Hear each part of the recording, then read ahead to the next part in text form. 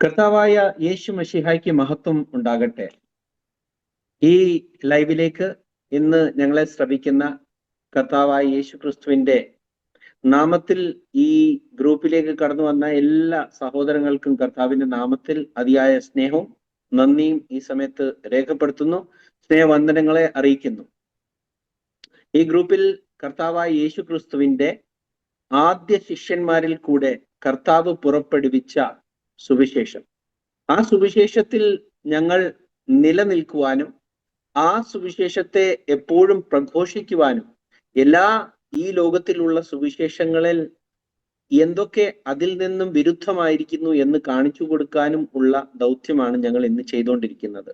ഇതിൽ കൂടെ ഞങ്ങൾ ഒരു സഭയുടെയും എതിരായി പ്രവർത്തിക്കുന്നതല്ല, പക്ഷേ നമ്മൾ എന്ത് നല്ലത് എന്ത് തീയത് എന്ന് കാണിച്ചു കൊടുക്കേണ്ടത് ഞങ്ങളുടെ കടമയായതുകൊണ്ടും എല്ലാ കാലത്തും ശരിയായ ഡോക്ട്രിൻ പഠിപ്പിക്കുക എന്ന് ഉള്ള പൗലോസ് അപ്പോസ്തലൻ തിമോത്തിയോസിനോട് പറയുന്നത് പോലെ ഒരു ശിഷ്യന്റെ ദൗത്യം ഞങ്ങൾ ഈ ഗ്രൂപ്പിൽ കൂടെ ചെയ്യുവാൻ ദൈവം കൃപ നൽകുന്നു.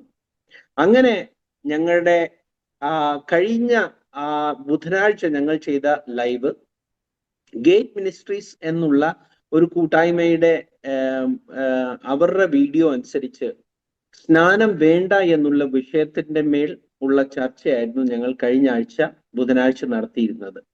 ആ ഒരു ലൈവിനും പിന്നെ യൂട്യൂബ് ചാനലിലും നല്ല പ്രതികരണം ലഭിച്ചതിന് തുടർന്നും പിന്നെ അതിൽ ചില ചോദ്യങ്ങൾ ചോദിച്ചതിന് ഉത്തരം പറയുവാനും വേണ്ടിയാണ് ഇന്ന് ഞങ്ങൾ ഇവിടെ വന്നു കൂടിയിരിക്കുന്നത്. എൻ്റെ കൂടെ ഇപ്പോൾ ജോസ് പാസ്റ്റർ ജോയിൻ ചെയ്യുന്നു കോട്ടയത്ത് നിന്ന്. പാസ്റ്റർ ജോയ് പിന്നീട് ജോയിൻ ചെയ്യുന്നതായിരിക്കും. ബ്രദർ സൈമണും ചിലപ്പോൾ ജോയിൻ ചെയ്യുന്നതായിരിക്കും. അപ്പോൾ നമുക്ക് ആദ്യത്തെ ചോദ്യത്തിലേക്ക് കടക്കാം. അതിൽ പലരും പറയുന്നു, അതിനകത്ത് ഒരു സഹോദരൻ മാത്യു ജോസഫ് 5415 എന്നുള്ള സഹോദരൻ അതിലൊരു കമന്റ് എഴുതിയിരിക്കുന്നത് ഇങ്ങനെയാണ്: ഒരു സ്നാനം എഫേസ്യർ 4:6 പൗലോസ് പറയുന്ന ഒരേ ഒരു സ്നാനമാണ്. 1 കൊരിന്ത്യർ 12:13 പറയുന്ന സ്നാനം അവിടെ പറയുന്നത് ജലസ്നാനം അല്ലല്ലോ, ആത്മസ്നാനം എന്ന് അവിടെ വ്യക്തമായി പറയുന്നു. ഇത് അദ്ദേഹം പറയുന്നത് ശരിയാണോ, അല്ലെങ്കിൽ നമ്മൾ അതിനെ എങ്ങനെയാണ് കാണുന്നത് എന്നുള്ള ഉത്തരമാണ് പാസ്റ്റർ ജോസിനോട് ഇപ്പോൾ ചോദിക്കാൻ ആഗ്രഹിക്കുന്നത്. കർത്താവിന്റെ പരിശുദ്ധ നാമം വാഴ്ത്തപ്പെടുമാകട്ടെ. വളരെ നല്ലൊരു ചോദ്യമാണ്. ഗേറ്റ് മിനിസ്ട്രീസിന്റെ ഒരു വീഡിയോ ആസ്പദമാക്കിക്കൊണ്ടാണ് കഴിഞ്ഞ ആഴ്ച ഒരു വീഡിയോ ചെയ്തത്. ആ വീഡിയോക്ക് അനുബന്ധമായി വന്ന ചോദ്യങ്ങളാണ് ഇന്ന് നമ്മൾ ചർച്ച ചെയ്യുന്നത്. ഇവിടെ എഫേസ്യ ലേഖനത്തിൽ നമുക്ക് വളരെ വ്യക്തമായിട്ട് മനസ്സിലാകും. ഇതിന്റെ 4-ാം അധ്യായം 4, 5, 6 വാക്യത്തിൽ വളരെ സ്പഷ്ടമായിട്ട് അപ്പോസ്തലനായ പൗലോസ് പറയുന്ന ഒരു വാക്യം നമ്മളത് വായിച്ചിട്ട് തന്നെ നമുക്ക് ഉത്തരത്തിലേക്ക് കിട്ടാം. 4-ാമത്തെ അധ്യായം വാക്യം ഇങ്ങനെ: നിങ്ങളെ വിളിച്ച ഏക പ്രത്യാശയ്ക്കായി നിങ്ങളെ വിളിച്ച പോലെ ശരീരം ഒന്ന്, ആത്മാവ് ഒന്ന്, കർത്താവ് ഒരുവൻ, വിശ്വാസം ഒന്ന്, സ്നാനം ഒന്ന്, എല്ലാവർക്കും മീതെയുള്ളവനും എല്ലാവരിലും കൂടി വ്യാപരിക്കുന്നവനും എല്ലാവരിലും ഇരിക്കുന്നവനുമായി എല്ലാവർക്കും ദൈവവും പിതാവുമായവൻ ഒരുവൻ. ഇനി ഈ ചോദ്യത്തിന്റെ ഉത്തരത്തിലേക്ക് കടക്കുകയാണെങ്കിൽ, മിക്കവാറും ദുരുപദേശങ്ങൾ എല്ലാം നമ്മൾ പരിശോധിക്കുമ്പോൾ കാണാൻ കഴിയുന്ന ഒരു കാര്യം, ഏതെങ്കിലും ഒരു വാക്യം എവിടുന്നെങ്കിലും എടുത്തുകൊണ്ട് വന്ന് ഉപദേശം സ്ഥാപിക്കുന്നതാണ് ദുരുപദേശം എന്ന് പറയുന്നത്. ഉദാഹരണത്തിന്, കൃപയാലല്ലോ നാം വിശ്വാസം മൂലം രക്ഷിക്കപ്പെട്ടിരിക്കുന്നത് എന്ന് എഫേസ്യ ലേഖനം 1:8 നാം വായിക്കുന്നു. അപ്പോൾ രക്ഷയെ സംബന്ധിച്ച് വളരെ സ്പഷ്ടമാണ്. കൃപയാൽ, ദൈവത്തിന്റെ കൃപയാൽ വിശ്വാസം മൂലം രക്ഷിക്കപ്പെട്ടിരിക്കുന്നത്. അപ്പോൾ വിശ്വാസം കൃപയാൽ രക്ഷിക്കപ്പെട്ടിരിക്കുന്നുവെങ്കിൽ ആ രക്ഷയ്ക്ക് ദൈവവചനം ആവശ്യപ്പെടുന്ന പല കാര്യങ്ങളുണ്ട്. ഒന്നാമതായി, കർത്താവിന്റെ കൽപ്പന എങ്ങനെയാണ്? മർക്കോസിന്റെ ശേഷം 16-ാം അധ്യായം 16-ാമത്തെ വാക്യത്തിൽ വിശ്വസിക്കുകയും സ്നാനമേൽക്കുകയും ചെയ്യുന്നവനെല്ലാം രക്ഷിക്കപ്പെടും. അപ്പം അതിനകത്ത് നമ്മുടെ കർത്താവിന്റെ വായ്മൊഴിയാണ് വിശ്വസിക്കുക, വിശ്വസിച്ച് സ്നാനമേൽക്കുക എന്നുള്ളത് രക്ഷയുടെ ഏറ്റവും പ്രധാനപ്പെട്ട ഒരു കാര്യമാണ്. അത് മാൻഡേറ്റാണ്. അപ്പോ എഫേസൂസിലെ സഭ പൗലോസിനാൽ സ്ഥാപിതമായ സഭ എന്ന് ചരിത്രത്തിൽ നമുക്ക് കാണാൻ സാധിക്കും. അപ്പോ എഫേസൂസിലെ സഭയാകട്ടെ റോമ സഭയാകട്ടെ യെരുസലേമിൽ ആരംഭിക്കപ്പെട്ട 1-ാം നൂറ്റാണ്ടിലെ പത്രോസിന്റെ പ്രസവത്തോടുകൂടി പെന്തക്കോസ്തിൽ ആരംഭിക്കപ്പെട്ട ഈ സഭകളെല്ലാം ഒരു കൂട്ടായ്മയായിട്ട് വരുമ്പോ അല്ലെങ്കിൽ സഭ എന്നുള്ള നിലയിലേക്ക് കടന്നു വരുമ്പോ തിരുവെഴുത്ത് വളരെ വ്യക്തമായിട്ട് പറയുകയാണ്, സഭ എന്താണ്? സഭ കർത്താവിന്റെ ശരീരമാണ്. ആ കർത്താവിന്റെ ശരീരത്തിലേക്ക് വിശ്വസിച്ച് ഏൽക്കുന്നവരെ എല്ലാം കർത്താവ് സഭയോട് ആടിയിരുന്നു എന്നാണ് നാം വായിക്കുന്നത്. 2:47 അപ്പോസ്തല പ്രവൃത്തി. അപ്പൊ സഭ പെന്തക്കോസ്ത് നാളിൽ സ്ഥാപിതമായി. അങ്ങനെ സ്ഥാപിതമായപ്പോ ആ സഭയിൽ യേശുക്രിസ്തുവിന്റെ നാമത്തിൽ സ്നാനം ഏറ്റവരെ എല്ലാം കർത്താവ് തന്റെ ശരീരമാകുന്ന സഭയോട് ചേർത്തുകൊണ്ടിരുന്നു എന്ന് വായിക്കുന്നത്. അപ്പൊ സഭയ്ക്ക് ഒരു സ്നാനമുണ്ട്. ആ സ്നാനം പാപങ്ങൾ മോചിക്കപ്പെടേണ്ടതിനും ആ സ്നാനം യേശുക്രിസ്തുവിന്റെ മരണവും അടക്കവും പുനരുദ്ധാനവും ആയിട്ട് നാം ഏകീഭവിക്കുമെന്നാണ് റോമലേഖനത്തിൽ ഇതേ പൗലോസ് തന്നെ പഠിപ്പിക്കുന്നത്. കർത്താവായ യേശുക്രിസ്തുവിനോട് ചേരുവാൻ സ്നാനപ്പെട്ടവരായ നാം എല്ലാവരും അവന്റെ മരണത്തിൽ പങ്കാളികളാകുവാൻ സ്നാനം ഏറ്റിരിക്കുന്നു. അപ്പോ ആ സ്നാനത്തിൽ വളരെ എന്താ പറയുക, കണ്ടീഷണൽ ആയിട്ട് പറഞ്ഞിരിക്കുന്ന ഒരു കാര്യമാണ് പരിശുദ്ധാത്മാവിനെ തരുമെന്നുള്ളത്. എന്നാൽ പലരും വിചാരിച്ചിരിക്കുന്നത് കൊരിന്ത് ലേഖനം 12 പറയുന്ന സ്നാനം ജലസ്നാനം കൂടാതെ ലഭിക്കുന്ന ഒരു സ്നാനമാണ് എന്നുള്ളൊരു ധാരണ അനേകർക്കുമുണ്ട്. എന്നാൽ ജലസ്നാനത്തിൽ തന്നെ മാനസാന്തരപ്പെട്ട് പാപങ്ങളുടെ മോചനത്തിന് സ്നാനം ഏൽക്കുന്ന ഒരു വ്യക്തിക്ക് ദൈവം വളരെ കൃത്യമായിട്ട് പരിശുദ്ധാത്മാവ് എന്ന ദാനം, ആ gift of the holy spirit തീർച്ചയായിട്ടും നൽകും. They shall receive the gift of the Holy Ghost എന്നാ പറയുന്നത്. അപ്പൊ കർത്താവായ യേശുക്രിസ്തുവിന്റെ നാമത്തിൽ മാനസാന്തരപ്പെട്ട് യേശുക്രിസ്തുവിന്റെ മരണത്തിലും അടക്കത്തിലും പുനരുദ്ധാനത്തിലും ഭാഗഭാക്കാകുന്ന ശുശ്രൂഷ എന്ന നിലയിൽ സ്നാനം വിശ്വസിച്ച് ഏറ്റെടുക്കുമ്പോൾ കർത്താവായ യേശുക്രിസ്തുവിന്റെ നാമത്തിലുള്ള സ്നാനത്തിൽ പരിശുദ്ധാത്മാവ് എന്ന തത്വം ഇംപ്ലൈഡ് ആണ്. അത് ബിൽട്ടിന് അല്ലെങ്കിൽ കോംബോ പാക്കേജ് ആണ്. അങ്ങനെ ലഭിക്കുന്ന ആ പരിശുദ്ധാത്മാവ് പ്രാപിക്കുന്ന ഒരു വ്യക്തിക്ക് ഈ സ്നാനം, ഈ പരിശുദ്ധാത്മാവിനെ ലഭിക്കും. അങ്ങനെയുള്ളവരെ സംബന്ധിച്ചാണ് കൊരിന്ത് ലേഖനം പൗലോസ് അവിടെ പറയുന്നത്, പരിശുദ്ധാത്മാവ് ഒരേ ആത്മാവിനാൽ നാം എല്ലാ സ്നാനമേറ്റ് ഒരേ ആത്മാവിനെ പാനം ചെയ്തിരിക്കുന്നു എന്നുള്ളത്. എന്നാൽ എവിടെയെങ്കിലും പരിശുദ്ധാത്മാവ് മുമ്പേ വിശ്വാസികൾക്ക് വന്നിട്ടുണ്ടെങ്കിൽ മുൻപ് പരിശുദ്ധാത്മാവ് വന്നവരെല്ലാം തുടർന്ന് സ്നാനമേറ്റിട്ടുണ്ടെന്ന് 1 കൊരിന്ത്യർ 10-ാം അധ്യായം 43 മുതൽ 48 വരെയുള്ള വാക്യങ്ങൾ ഏതെങ്കിലും മനുഷ്യ ഉപദേശത്തിന്റെ അടിസ്ഥാനത്തിൽ പഠിക്കാതെ സ്വന്തം ബുദ്ധി ഉപയോഗിച്ചുകൊണ്ട് ദൈവത്തോട് ആലോചന ചോദിച്ച് ബൈബിൾ വായിച്ചു പഠിക്കുന്നവർക്ക് മനസ്സിലാകും, പരിശുദ്ധാത്മാവ് ഒരു വ്യക്തിക്ക് ദൈവം അഡ്വാൻസ് ആയി തരുന്നുണ്ടെങ്കിൽ ഏറ്റവും അടുത്ത് അവർ ചെയ്യുന്ന ഒരു കാര്യമാണ് കർത്താവായ യേശുക്രിസ്തുവിന്റെ നാമത്തിൽ സ്നാനം ഏൽക്കുക. അപ്പോ എഫേസ്യർ ലേഖനം 4-ാം അധ്യായത്തിൽ പറയപ്പെടുന്ന സ്നാനം ജലസ്നാനമാണ്, അത് പരിശുദ്ധ സ്നാനമല്ല. അങ്ങനെ വിവിധ സ്ഥലങ്ങളിലെ എഫേസോസ് ആകട്ടെ, കൊറിന്താകട്ടെ, കൊളോസോസിലാകട്ടെ, ഗലാത്തിയാകട്ടെ, ഏതൊരു സ്ഥലത്തായാലും റോമിലെ സഭയായാലും ഈ സഭകളെല്ലാം ഒരു സ്നാനം, ഒരു വിശ്വാസം, ഒരു കർമ്മ എന്നുള്ള അടിസ്ഥാനത്തിൽ പണിയപ്പെട്ടിട്ടുള്ള സ്ഥലമാണ്. അത് സഭകള തൃത്വദൈവ വിശ്വാസികളുടെ സഭകള അത് അപ്പസ്തോലിക ഉപദേശത്തിൽ പണിയപ്പെട്ടിരിക്കുന്ന സഭ, അതിലേക്ക് സ്നാനമേൽക്കുന്നവരെ കർത്താവ് തന്നെ തന്റെ വിശുദ്ധ ശരീരമായ ആത്മീയ ശരീരമായ സഭയോട് ചേരുകയാണ്. ആ സഭയിലേക്ക് കടന്നു വരുന്നത് തന്നെ യേശുക്രിസ്തുവോടെ മരിക്കുക, യേശുക്രിസ്തുവിനോട് വെള്ളത്തിൽ അടക്കപ്പെടുക, യേശുക്രിസ്തു കല്ലറയിൽ നിന്ന് ഉയർത്തെഴുന്നേറ്റതിന് പ്രതീകമായി നാം ശരീരത്തിൽ ജീവിച്ചിരിക്കുന്നതുകൊണ്ട് വെള്ളത്തിൽ നിന്ന് ഒരു പുതിയ ജീവന്റെ പുതുക്കത്തിൽ നടക്കേണ്ടതിന് ഉയർത്തെഴുന്നേൽക്കുന്നത് ശരിയായ വാട്ടർ ബാപ്റ്റിസം. ഈ വാട്ടർ ബാപ്റ്റിസം എടുക്കുന്നവന് രക്ഷിക്കപ്പെടുന്ന കർത്താവ് 16:16 വ്യക്തമായി ഉപയോഗിച്ചിട്ടുണ്ട്. അങ്ങനെയുള്ളവരെ കർത്താവ് തന്റെ ശരീരത്തോട് ആഡോൺ ചെയ്യുന്നു. അവർ പരിശുദ്ധാത്മാവിനാലും സ്നാനമേറ്റവരാണ്. പരിശുദ്ധാത്മാവെന്ന് വാഗ്ദത്തം വെച്ചിട്ടുണ്ട്. ഇങ്ങനെ പരിശുദ്ധാത്മാവിനെ ലഭിച്ച ഒരാൾക്കും തിരുവെഴുത്തുകൾ എത്തിപ്പോകാനോ അല്ലെങ്കിൽ ദുരുപദേശങ്ങൾ വീഴുവാനോ ആകെയില്ല. കാരണം അവരെ നയിക്കുന്നത് മനുഷ്യന്റെ ഉപദേശമാണ്, പരിശുദ്ധാത്മാവിന്റെ ഉപദേശമാണ്. മാത്രമല്ല ഇതേ പരിശുദ്ധാത്മാവിന്റെ ഉപദേശം ലഭിച്ച പൗലോസ് ഗലാത്യർക്ക് എഴുതും പറയുന്നത്, മനുഷ്യനിൽ നിന്നുമല്ല മനുഷ്യനാലുമല്ല യേശുക്രിസ്തുവിനാൽ അത്രേ താൻ ഉപദേശം തടിച്ചത് എന്നാണ് പറയുന്നത്.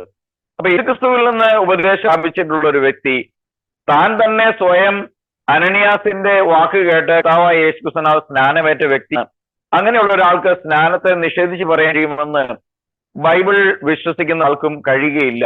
അതുകൊണ്ട് എഫേസൂസിലെ സഭയിൽ പഠിപ്പിക്കപ്പെട്ടിരിക്കുന്ന 4, 5, 6 വാക്യം 4-ാം അധ്യായത്തിൽ പഠിപ്പിക്കപ്പെട്ടിരിക്കുന്ന സ്നാനം യേശുക്രിസ്തുവിന്റെ നാമത്തിലുള്ള ജലസ്നാനമാണ്. അവിടെ പറയപ്പെട്ടിരിക്കുന്ന ഒരേ ഒരു കർത്താവ് യേശുക്രിസ്തുവാണ്. അവിടെയുള്ള ഒരു ദൈവം പിതാവും പുത്രനും പരിശുദ്ധാത്മാവും എന്നുള്ള നിലയിൽ എല്ലാവരിലും ഇരിക്കുന്ന പരിശുദ്ധാത്മാവും എല്ലാവരിലും കൂടി വ്യാപരിക്കുന്ന ദൈവത്തിന്റെ ആത്മാവും എല്ലാവർക്കും മീതെയുള്ള ഏകദൈവമായ യേശു തന്നെയാണ്. ഇതാണ് അതിനെക്കുറിച്ച് പറയാനുള്ളത്.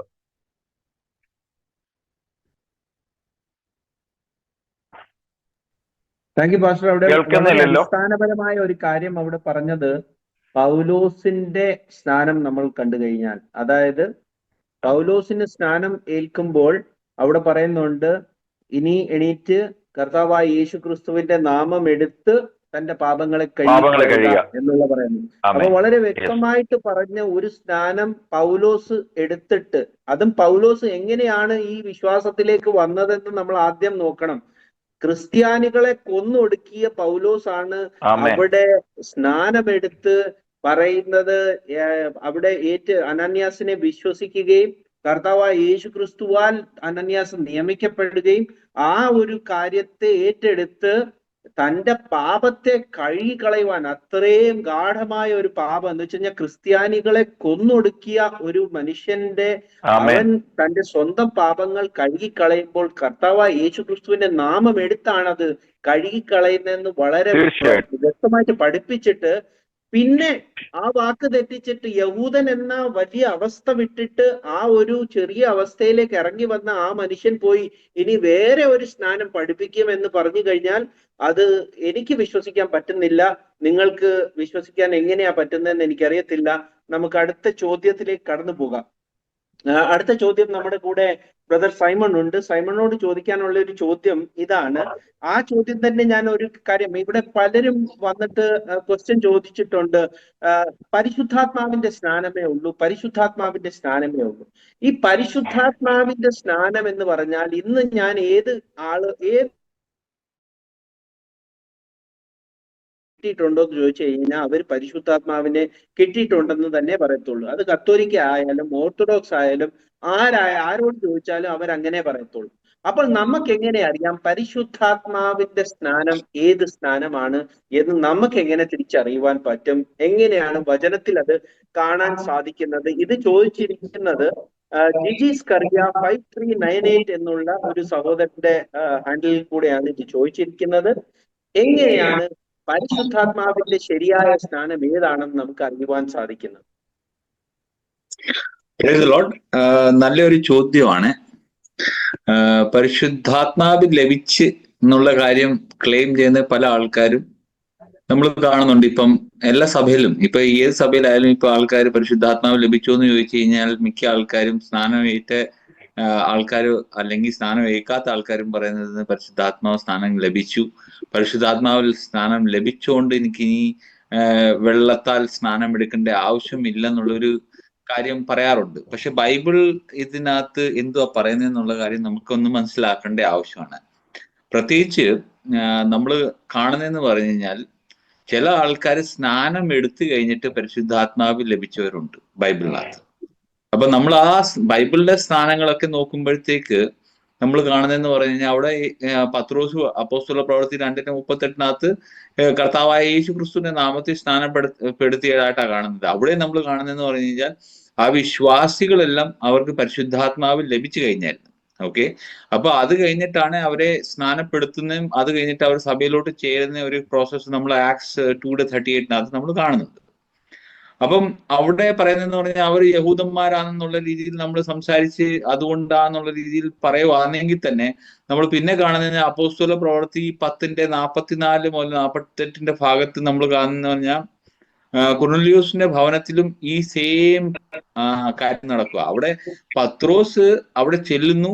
പത്രോസിനുള്ള ഡൗട്ട് എന്ന് പറഞ്ഞാൽ ഒരു ജാതിയുള്ള ആൾക്കാരാണ്, ഇവരുടെ തീറ്റി അല്ലെങ്കിൽ ഒരു തിന്നുന്ന സാധനങ്ങള് അല്ലെങ്കിൽ അവർ തിന്നുന്നതായുള്ള ശൈലി ശരിയല്ല, അവരുടെ കൂടെ തിന്നാനൊക്കത്തില്ല, ആ രീതിയിലുള്ള ഒരു ഡൗട്ടിൽ നിൽക്കുന്ന ഒരു സമയത്താണ് നമ്മൾ ഇവിടെ കാണുന്നത്. എന്തുവാ കാണുന്നത്? നമ്മൾ കാണുന്നതെന്ന് പറഞ്ഞു കഴിഞ്ഞാൽ അവർക്ക് പരിശുദ്ധാത്മാവ് ലഭിക്കുക. 44 നമ്മൾ കാണുമ്പോഴത്തേക്ക് അവർക്ക് പരിശുദ്ധാത്മാവ് ലഭിച്ചു. അവര് പത്രോസ് സംസാരിക്കുന്ന കാര്യങ്ങൾ വിശ്വസിക്കുകയും അവർക്ക് പരിശുദ്ധാത്മാവ് അവരുടെ മേൽ വരികയും ചെയ്യുന്നത് നമ്മൾ കാണുന്നുണ്ട്. അത് കഴിഞ്ഞിട്ട് നമ്മൾ ഈ ഒരു പോർഷൻ വായിക്കേണ്ട കേൾക്കേണ്ട നല്ലൊരു ഇതാണ് അപ്പോസ്തല പ്രവൃത്തി 10:47 നമ്മൾ കാണുന്നതെന്ന് പറഞ്ഞു കഴിഞ്ഞാൽ പത്രോസ് ചോദിക്കുക, കൂടെ വന്ന ശിഷ്യന്മാരോട് പത്രോസ് ചോദിക്കുന്ന, can any man forbid water that these should not be baptized which have received the holy ghost as well as we. അപ്പൊ പരിശുദ്ധാത്മാവ് ലഭിച്ച് കഴിഞ്ഞുകൊണ്ട് ഇനി ഇവരെ വെള്ളത്താൽ സ്നാനപ്പെടുത്താൻ നമുക്ക് നിർത്താനുള്ള അധികാരം ഉണ്ടെന്നുള്ള കാര്യമാണ് ചോദിക്കുന്നത്. അത് കഴിഞ്ഞിട്ട് and he commanded them to baptize in the name of the Lord. കർത്താവിന്റെ നാമത്തിൽ അവരെ സ്നാനപ്പെടുത്തുക. അവിടെ പല ആൾക്കാർ തൃത്വനാമത്തിലുള്ള കാര്യം പറയുന്നുണ്ട്, പക്ഷെ ബൈബിളിനകത്ത് ക്ലിയർ ആയിട്ട് പറയുന്നുണ്ട് അവർക്ക് പരിശുദ്ധാത്മാവ് ലഭിച്ചു കഴിഞ്ഞ് അവർ കർത്താവായ യേശു ക്രിസ്തുവിന്റെ നാമത്തിൽ സ്നാനം എടുക്കുന്നു. അപ്പൊ നമ്മൾ സ്ഥലം കാണുന്നുണ്ട്. അവിടെ 2 സ്ഥലത്തും അപ്പോസ്തല പ്രവൃത്തി 2:38 അവർക്ക് പരിശുദ്ധാത്മാവ് ലഭിച്ചു. ഇവിടെ നമ്മൾ കാണുന്ന പരിശുദ്ധാത്മാവ് ലഭിച്ചു. അത് കഴിഞ്ഞിട്ടാണ് അവർ വെള്ളത്താൽ സ്നാനം എടുക്കുന്നത്.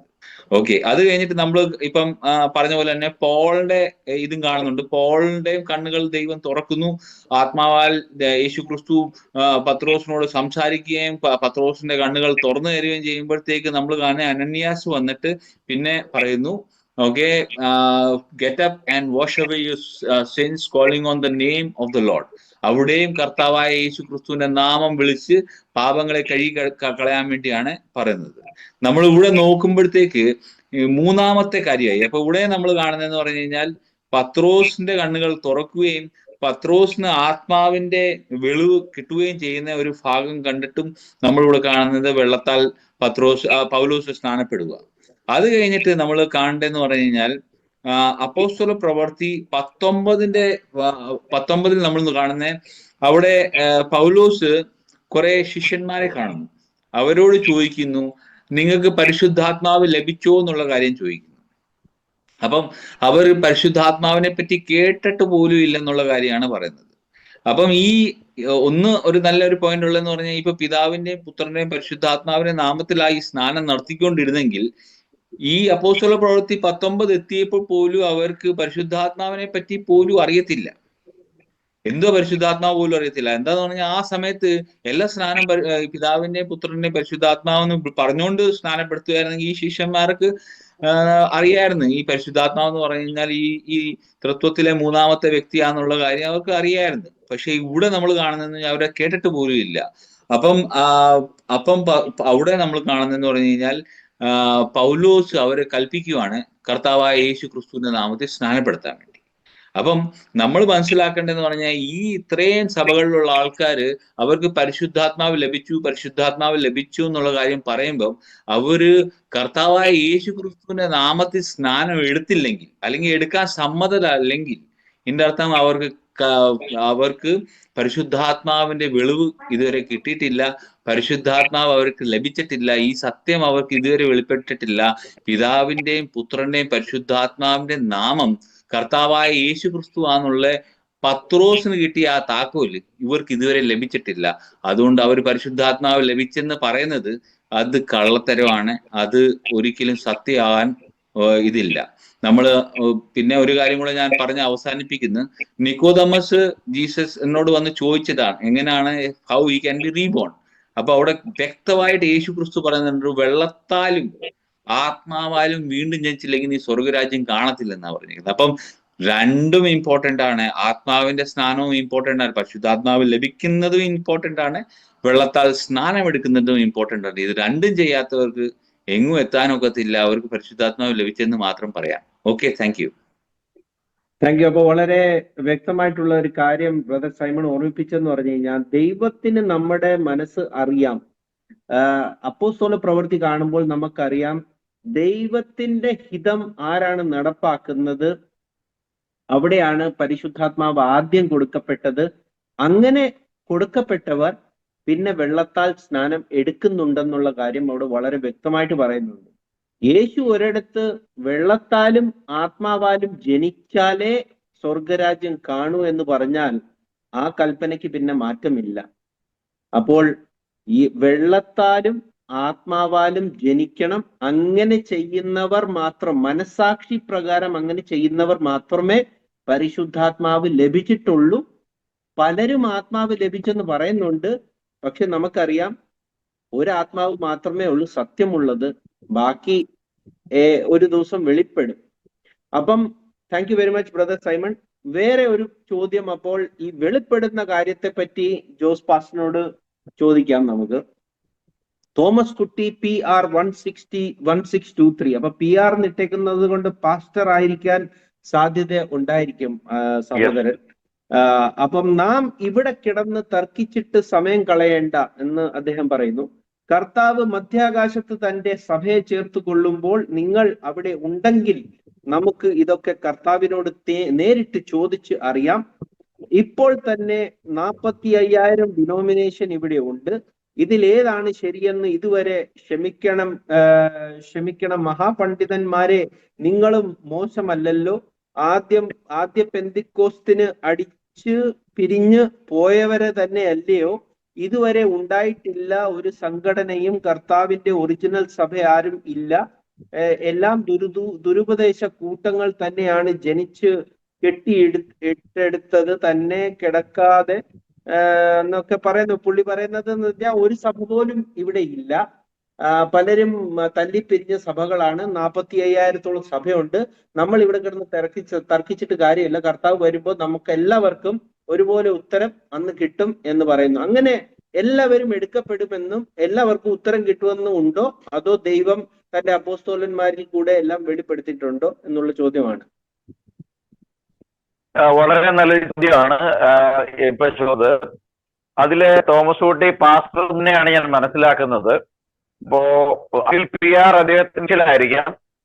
അപ്പൊ അദ്ദേഹം പറയുന്നത് 45,000 സഭ ഉണ്ട്, ഒരു ടൈം ശരിയല്ല, പിന്നെ മേഘങ്ങളിൽ എടുത്തുകൂടെ ചെല്ലുമ്പോൾ കർത്താവ് ചോദിക്കാം. അപ്പോ സത്യത്തിൽ ദൈവവചനം പഠിക്കുന്ന ഒരാളെ സംബന്ധിച്ച് മനസ്സിലാക്കാൻ കഴിയുന്ന കാര്യം, സഭ ഒന്നേ ഉള്ളൂ. ഒരു സഭയുണ്ട് സത്യമായ, ബാക്കിയെല്ലാം കൗണ്ടർ ഫീറ്റ്, വ്യാജന്മാർ. അപ്പൊ ഒരു സഭയ്ക്ക് ഒരു ഉപദേശമുണ്ട്. അതായത് അപ്പോസ്തലർ നമ്മൾ തുടക്കത്തിൽ പറഞ്ഞ ലേഖനം 4-ാം അധ്യായം 5-6 വാക്യങ്ങളിലാണ് യഥാർത്ഥ സഭയുടെ ഫണ്ടമെന്റൽ ഡോക്ട്രിൻ മുഴുവൻ ഉൾക്കൊള്ളിച്ചിട്ടുള്ളത്. അവിടെ പ്രസ്താവിക്കപ്പെടുന്ന കർത്താവ് ഒരു കർത്താവാണ്. അവിടെയുള്ള ആ സഭയുടെ വിശ്വാസം എല്ലാവർക്കും ഒരേ വിശ്വാസമാണ്. അതായത് ജനുവൻ ചർച്ചില് ആഡ് ഓൺ ചെയ്യപ്പെടുന്ന എല്ലാ വ്യക്തികൾക്കും ഒരു വിശ്വാസമുള്ളൂ. ആ വിശ്വാസം എന്ന് ചോദിച്ചു കഴിഞ്ഞാൽ യേശു ഏക സത്യമാണ്. യേശു ക്രിസ്തു അത് പാപം വേണ്ടി കുരിയിൽ യാഗമായി തീർന്നു. യേശു ക്രിസ്തുവിന്റെ രക്തത്തിൽ വിശ്വസിച്ച് തന്റെ മരണത്തിലും അടക്കത്തിലും പുനരുത്ഥാനത്തിലും പങ്കുപറ്റുന്ന ജ്ഞാനമാണ് അവിടെ സ്നാനം. അങ്ങനെയുള്ളവർക്ക് ഒരു പരിശുദ്ധാത്മ അവരുടെ ഉള്ളിലുണ്ട്. അങ്ങനെ കൂട്ടി ചേർത്ത് നടത്തുന്ന ഒരു ആത്മാവ് സഭയ്ക്കുള്ളിൽ വിവരിക്കുന്നുണ്ട്. അങ്ങനെയുള്ള എല്ലാവർക്കും മീതെ ഒരു ദൈവമുണ്ട്. ഇതാണ് യഥാർത്ഥമായ സത്യസഭ. ഈ സഭ മാത്രമേ മേഘങ്ങളിൽ പോവുകയുള്ളൂ. അവർക്കൊരു ചോദ്യം അവിടെ ചെന്ന് ചോദിക്കാനുമില്ല. കാരണം ഇത് ചോദിക്കാൻ അവർക്ക് നേരവും താല്പര്യമില്ല. കാരണം അവർ ഓൾറെഡി ഒരു ഗ്ലോറിഡ് ബോഡിയിൽ അവിടെ ചെന്ന് കഴിയുമ്പോൾ ഇവിടെ നശിച്ചു കിടക്കുന്നവരെ കുറിച്ച് ചോദ്യം ചോദിക്കാനോ കർത്താവിനോട് ഉത്തരം ചോദിക്കാനോ ഒന്നും അവിടെ പോകാൻ ആവശ്യമില്ല. യഥാർത്ഥ സത്യസഭയിലേക്ക് വീണ്ടും സൈമൺ ബ്രദർ സൂചിപ്പിച്ച ഒരു പുതിയ ജനലൂടെ മാത്രമേ കഴിയൂ. ആ ജനലാകട്ടെ ജലവും ആത്മാവും അതിനകത്ത് രണ്ട് ഇമ്പോർട്ടന്റ് ആയ ഘടകമാണ്. ജലത്തിൽ അടക്കപ്പെടാതെ ആത്മാവിനാൽ മാനസാന്തരപ്പെട്ട് ജലത്തിൽ അടക്കപ്പെട്ട് സ്നാനപ്പെട്ട് കയറി വരുന്നവർക്കുള്ളത് ഈ വാഗ്ദത്ത പരിശുദ്ധമോ മാത്രം. അപ്പോസ്തലർ പ്രവൃത്തി 5-ാം അധ്യായം 32 വാക്യത്തിൽ ഈ കാര്യങ്ങളെല്ലാം ദൈവം എന്നെ അനുസരിക്കുന്നവർ നൽകുന്ന പരിശുദ്ധാത്മാവ് സാക്ഷി എന്ന് പറഞ്ഞിട്ടുണ്ട്. അപ്പൊ പരിശുദ്ധാത്മാവ് ദൈവം അനുസരിക്കുന്നവർ വേണ്ടിയാണ് ഈ അവിടെ സംഭവിച്ചിരിക്കുന്ന കാര്യത്തിൽ സാക്ഷ്യം പറയുന്നത്. അപ്പൊ പരിശുദ്ധാത്മാവ് ഒരു വ്യക്തിക്ക് സാക്ഷ്യം പറയണമെങ്കിൽ പരിശുദ്ധാത്മാവ് എന്ന ആ കാര്യസ്ഥൻ ആ വ്യക്തിയിൽ വന്ന് വസിക്കണം. അങ്ങ് വസിക്കണമെങ്കിൽ എന്നറിയാം, പരിശുദ്ധ ആത്മാവ് പറയുമ്പോൾ തന്നെ അതിനകത്ത് ഒരു കാര്യം വളരെ വ്യക്തമാണ്, അത് ഹോൾ സ്പിരിറ്റ് ആണ്. അത് അഗ്ലി സ്പിരിറ്റും അല്ല, പിന്നെ ഇന്റർമീഡിയറ്റ് ആയിട്ട് പറയുകയാണെങ്കിൽ വിശുദ്ധോ അല്ല അതോ അല്ല, ഒരു നോർമൽ മീഡിയം പറയാനും കഴിയത്തില്ല. പരിശുദ്ധന്റെ ആത്മാവാണ്. പരിശുദ്ധന്റെ ആത്മാവ് പരിശുദ്ധിയുള്ള പാത്രത്തിലെ വസിക്കുകയുള്ളൂ. ഒരു വ്യക്തി വിശുദ്ധീകരണം പ്രാപിക്കണമെങ്കിൽ യേശുക്രിസ്തുവിനോട് ഐക്യപ്പെടണം. അവന്റെ പാപങ്ങൾക്ക് വേണ്ടി യാഗമായ ആ അറ്റോൺമെന്റിൽ, ആ മറിയായ അവൻ ഐക്യപ്പെട്ടിട്ട് അവൻ വിശുദ്ധി പ്രാപിക്കണം. അങ്ങനെ വിശുദ്ധിയുള്ളവർക്ക് പരിശുദ്ധാത്മാവിനെ ലഭിക്കുന്നത്.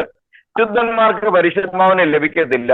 ഒരാൾക്ക് വിശുദ്ധിയിൽ നിന്നും വിശുദ്ധിയിലേക്ക് കടക്കാൻ ഒരൊറ്റ മാത്രമേ ഉള്ളൂ, അവൻ പാപി എന്ന് സമ്മതിക്കുക. തന്റെ താൻ വഹിക്കണ കാൽവരി മരണം താൻ വഹിക്കേണ്ടെന്ന് വെച്ചാൽ എനിക്ക് പുറമായി എന്റെ യേശു മരിച്ചു, അതുകൊണ്ട് ആ മരണത്തിൽ ഞാൻ ഐക്യപ്പെടുകയും ഞാൻ ഐക്യപ്പെട്ട മരണത്തിൽ അവനോട് അടക്കപ്പെടുകയും അവനോടുകൂടെ പുനരുദ്ധാനം ചെയ്യുമ്പോൾ എനിക്ക് ഇരിക്കുന്ന പരിശുദ്ധാത്മാവാണ് എന്നെ മേഖലയിലേക്ക് എടുത്തുകൊള്ളപ്പെടുന്നത്. അങ്ങനെ എടുത്തുകൊള്ളപ്പെടുന്നവരാണ് വിവിധ സഭ. അല്ലാതെ 45 അല്ല. അദ്ദേഹത്തിന്റെ വേർഷനിൽ കണക്ക് പറഞ്ഞ ഒരു രൂപയ്ക്ക് മേളിൽ സ്ഥലം ഉണ്ടാവുക ഇല്ല. ഇതൊന്നും സഭയ, ഇതെല്ലാം കൗണ്ടർ ഫീറ്റ് ആണ്. ഇതൊന്നും ദൈവവചനപ്രയുള്ള സഭയ എന്ന് സഹോദരൻ തോമസ് കുട്ടിയെ ഓർപ്പിക്കാൻ ആഗ്രഹിക്കുന്നു. വിശദമായ കാര്യങ്ങൾ സൂട്ടിക്കും ഞങ്ങളെ കേൾവർക്കും തുടർന്ന് വരുന്ന ചോദ്യങ്ങൾക്ക് ഉത്തരം ലഭിക്കുമ്പോൾ നിങ്ങളുടെ വിഷയങ്ങൾ മാറും. അതുകൊണ്ട് തോമസ് കുട്ടിയെ പോലെ വിശ്വസിക്കുന്നവർക്കോടും ഞങ്ങൾ പറയാനുള്ളത്, നിങ്ങൾ അവിടെ പോയി ചോദിക്കാൻ പോയിട്ട് നിങ്ങൾ ഇവിടെ ഞാൻ ആരെങ്കിലും കണ്ടം ചെയ്യാൻ, ദൈവം വ്യവസ്ഥ വ്യവസ്ഥ തരുന്ന ആളല്ല ദൈവം. അതുകൊണ്ട് അവിടെ പോയി ചോദിക്കാം എന്നുള്ള നിങ്ങളുടെ ആ ധാരണ നിങ്ങൾ കളഞ്ഞ് ദൈവവചനത്തിലേക്ക് മടങ്ങി വരും. ദൈവവചനം അനുഷ്ഠിക്കുന്ന കാര്യം ചെയ്യുക. നിങ്ങളോട് യേശുവിനെ മരിച്ചുകൊണ്ട് നിങ്ങളും ഏതെങ്കിലും ഒരു മലയിൽ ആകലും കൊണ്ട് നിങ്ങളൊരു ഉണ്ടാക്കി നീന്തി കെട്ടി കൊല്ലാനായിട്ടൊന്നും ആരും പറയുന്നില്ല. ആ മരണത്തിലോട് ഐക്യപ്പെടാൻ മാത്രമല്ല ചെയ്യുന്നുള്ളൂ. മറ്റു മാർഗം ആ മരണത്തോട് ഐക്യണമെങ്കിൽ നിങ്ങൾ ജീവിച്ച് നിങ്ങൾക്ക് ചെയ്യാൻ കഴിയ ഒരു കാര്യം, അവന്റെ മരണത്തിലും കത്തിലും പുനരുദ്ധാനത്തിലും ഭാഗഭാക്കാകുവാൻ യേശുവിന്റെ നാമത്തിൽ ജലസ്നാനമേറ്റ് നിങ്ങളുടെ പാപങ്ങളെ കഴുകിക്കളൽ നിങ്ങൾക്ക് മേളിൽ എടുത്തുകൊള്ളുന്ന വിശുദ്ധ ഭാഗമായിരിക്കാൻ കഴിയും. അങ്ങനെ ഒരു കൂട്ടർക്ക് മാത്രമേ കർത്താവ് അവരെ ചേർക്കുവാൻ വേണ്ടി മാത്രം മധ്യാകാശ വഴിയുള്ളൂ. അതുകൊണ്ട് 35,000 ലക്ഷങ്ങളോ കോടികളോ എത്രമാത്രം സഭകൾ ഉണ്ടെങ്കിൽ ഇവരെല്ലാം ഈ സത്യത്തെ വയ്ക്കുന്നതിന്റെ പിന്നിൽ ഒറ്റ കാര്യമേ ഉള്ളൂ. ഈ ഒരൊറ്റ കാര്യത്തിലൂടെ മാത്രമേ ഒരു വ്യക്തിക്ക് പാപമോചനം ലഭിക്കുന്നുള്ളൂ. നിങ്ങളെ എല്ലാം പാപമോചനം ലഭിച്ചു എന്നുള്ള നിങ്ങളുടെ ഒരു സ്വന്തം വിശ്വാസ ധാരണയിലും നിർത്തുക. അങ്ങനെ തെറ്റായ ഒരു സ്നാനം, ട്രിനിറ്റി ബാപ്റ്റിസ്റ്റ് എടുക്കുന്നവരെ ഈ ബാപ്റ്റിസം മാൻഡേറ്ററി ആണ്, അത് രക്ഷ കിട്ടുമെന്ന് ബോധ്യപ്പെടുത്തുക. സ്നാനം വേണ്ട എന്ന് പറയുന്നവർക്ക് വിശ്വാസത്തിൽ ലഭിക്കുന്നവരെയൊക്കെ പിശാച് തളച്ചിടുന്നവരൊട്ട കാര്യമുള്ളൂ. ഈ ഒരു കാര്യം ചെയ്തിൽ നിങ്ങൾക്ക് ഒരിക്കലും ദൈവരാജ്യം കാണാൻ കഴിയില്ല. അത് നിങ്ങൾ ദൈവരാജ്യം പോകാതിരിക്കാൻ വേണ്ടി ഒരുപാട് വ്യാജ ഉപദേശകന്മാർ വന്ന് അത് വേണ്ട മറ്റത് വേണ്ട മറിച്ചുണ്ട എന്ന് പറഞ്ഞ് 100 കാര്യം പറയാൻ വേണ്ടി വരും. പക്ഷെ അവരെല്ലാവരും ഒരുപോലെ ഛേദിക്കുന്ന ഒരു സ്ഥലമാണ് യേശുക്രിസ്തുവിന്റെ നാമത്തിലുള്ള സ്നാനം. കാരണം ഈ കാര്യം ഈ ഭിന്നിച്ചു നിൽക്കുന്നവരെല്ലാം ഒരുമിച്ച് ചേരും. കാരണം പിശാച് ഇവരിലെല്ലാം ഏറിയും കുഞ്ഞുമുള്ള അളവ് ആവരിക്കുകൊണ്ട് സത്യസഭയിലേക്ക് വന്നു വരാനുള്ള സ്നാനത്തെ എല്ലാവരും നിഷേധിക്കും. ചിലർ വേണ്ടെന്ന് പറയും, ചിലർ സ്നാനം ഇങ്ങനെയല്ല എന്ന് പറയും, ചിലർ ട്രിനിറ്റിയിൽ എടുക്കണമെന്ന് പറയും. പക്ഷെ ആദ്യമായി ഇവരിലെല്ലാവരിലും വ്യാപരിക്കുന്നത് ഏകവുമല്ല, ഏകത്തിന്റെ ആത്മാവ് അവർ വിശ്വസിക്കുന്ന വിശ്വാസമല്ല. അതുകൊണ്ട് തന്നെ അവരേക്കുന്ന സ്നാനവും ഒന്നല്ല. അതുകൊണ്ട് എല്ലാം സ്നാനത്തെ ഛേദിക്കുന്നവര് എല്ലാവരും ഒരുപോലെ തന്നെ സത്യസ്നാനത്തെ നിഷേധിക്കുന്നുണ്ട്. അതുപോലെ തന്നെ ഇവരെല്ലാം സ്നാനം കൂടാതെയുള്ള രക്ഷ പ്രഖ്യാപിക്കുന്നുണ്ട്. ആത്യന്തികമായി ഇവരിൽ വിവരിക്കുന്ന സാത്താനാണ് അല്ലെങ്കിൽ പിശാചാണ് ഇത്തരത്തിൽ ദുരുപദേശങ്ങളുടെ കെട്ടുകളിൽ നിങ്ങൾ ബന്ധിച്ചിട്ടിരിക്കുന്നത് എന്ന് തിരുവഴുത്തുകളുടെ അടിസ്ഥാനത്തിൽ മാത്രം ഒപ്പിക്കുകയാണ്. ഈ ചെയ്യുമ്പോൾ നിങ്ങൾ വ്യക്തിപരമായി ഓരോരുത്തരുടെ പേര് പ്രസ്താവിക്കുന്നുണ്ടെങ്കിലും ഞങ്ങൾ നിങ്ങൾ ആർക്കും എതിരല്ല. ആദാമ്യ സന്തതികൾ എന്നുള്ള നിലയിൽ, രക്ഷയ്ക്ക് യോഗ്യരെന്ന നിലയിൽ നിങ്ങൾ ഞങ്ങൾക്ക് സഹോദരന്മാരാണ്. ഒരു സഹോദര സ്ഥലത്തിലാണ് ഞങ്ങൾ ഈ കാര്യങ്ങൾ ഓർമ്മപ്പെടുന്നത്. ഇതുകൊണ്ട് നിങ്ങൾ അനം തിരിയുമെങ്കിൽ തീർച്ചയായിട്ടും ഞങ്ങൾക്കും പരിശുദ്ധാത്മാവിന് ശ്വാസമുണ്ട് എന്നറിയിക്കുന്നു. Thank you pastor. അപ്പം അടിസ്ഥാനപരമായി നമുക്ക് അവിടെ ഓർമ്മിപ്പിച്ച കാര്യം, രക്ഷിക്കപ്പെട്ടവർ മാത്രമേ ഉള്ളൂ എടുക്കപ്പെടുന്നത്. അതിൽ ആദ്യം ഇവിടെ ജീവിച്ചിരിക്കുന്നവരും പിന്നെ നിദ്ര കൊണ്ടവരും ആണ് മധ്യാകാശത്തിലേക്ക് എടുക്കപ്പെടുന്നുള്ള കാര്യം വചനത്തിൽ പറയുന്നു. എല്ലാവരും എടുക്കപ്പെട്ടിട്ട് അവിടെ ഒരു കോൺഫറൻസ് നടക്കും ആദ്യം, പിന്നെ അവിടുന്ന് കൊണ്ടുപോകും എന്നുള്ള കാര്യം ബൈബിളിലില്ല. അപ്പം ഈ സഹോദരൻ പാസ്റ്ററിന് എഴുതുന്നു, അദ്ദേഹത്തിന് അതറിയാത്ത കാര്യമാണോ എന്ന് നമുക്കറിയത്തില്ല. പക്ഷെ അങ്ങനെ ഒരു കാര്യം ബൈബിളിനകത്തില്ല. ഒരു ഡിനോമിനേഷനും ദൈവത്തിന് ഒരു വിശ്വാസം മാത്രം മതി. വിശ്വാസത്തിന്റെ കാര്യം പറഞ്ഞിട്ടുണ്ട്, വഴി എന്ന് പറഞ്ഞിട്ടുണ്ട്. അല്ലാതെ ഒരു ഡിനോമിനേഷൻ കർത്താവായ യേശു ക്രിസ്തു ഉണ്ടാക്കിയിട്ടില്ല. അപ്പോൾ ആ വഴിയിൽ നടക്കുന്നവൻ, ആ വിശ്വാസത്തെ കൈക്കൊള്ളുന്നവൻ, അത് ഏത് വിശ്വാസമാണ്? 2 കൊരിന്ത്യർ 4:4 പറയുന്നു,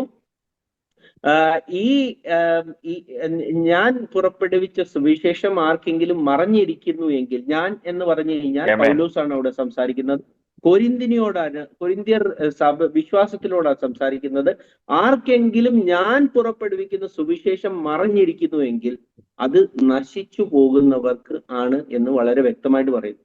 അപ്പോൾ ആ സ്നാനം എടുത്ത് തന്റെ പാപത്തെ കഴുകി വിശ്വാസത്തിലേക്ക് കടന്നു വന്ന് ആ വിശ്വാസത്തിന്റെ അങ്ങേ അറ്റത്തെ പരിധി നമുക്ക് കാണിച്ചു തന്ന പൗലോസ് ആണ് പറയുന്നത്, ഞാൻ പുറപ്പെടുവിക്കുന്ന സുവിശേഷം ഇന്ന് ആർക്കെങ്കിലും മറഞ്ഞിരിക്കുന്നുവെങ്കിൽ അത് നശിച്ചു പോകുന്നവർക്കാണ്. അവർക്ക് അത് മറച്ചിരിക്കുന്നത് ഈ ലോകത്തിലെ ദൈവം, അതായത് സാത്താനാണ് അത് മറച്ചിരിക്കുന്നത്.